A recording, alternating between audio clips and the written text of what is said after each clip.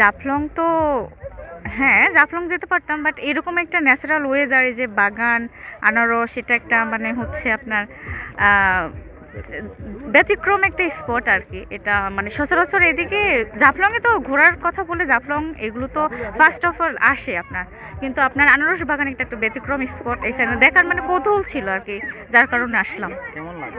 না, অনেক ভালো লেগেছে। কাদের নিয়ে আসলেন? আমার পরিবার সহ এসেছি আমরা, ফ্যামিলি নিয়ে এসেছি। ঈদের দিন কেমন কাটছে? না, আলহামদুলিল্লাহ ভালো কেটেছে। ঈদের দিন কি কোথায় যাওয়া হয়েছে? হ্যাঁ, গেছিলাম আপনার অন্য ইয়েতে গেছিলাম, বাট এখানে আসার লক্ষ্য ছিল।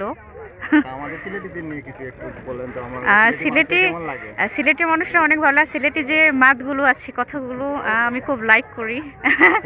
আমিও থোড়া থোড়া কিছু বলতে পারি। আর সিলেটি মানুষদের মনটা অনেক ভালো আর কি। আর কি কোথায় যাওয়ার প্ল্যানিং আছে? ছুটি সীমিত তো, আর কোথাও যাওয়ার প্ল্যান থাকলেও যাওয়া হবে না আর কি, ছুটি শেষ আর কি। তো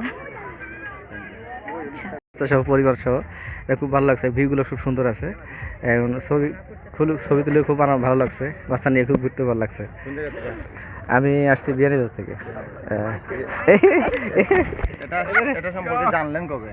না, জানছি অনেকেই গল্প করে যে এখানে এখানে আনারস বাগান আছে, এখানে সে ফ্যামিলি সহ আসলাম ঈদের পরের দিন। মোটামুটি ভালোই সুন্দর আছে এখানে। আব্বা আর কি কোথাও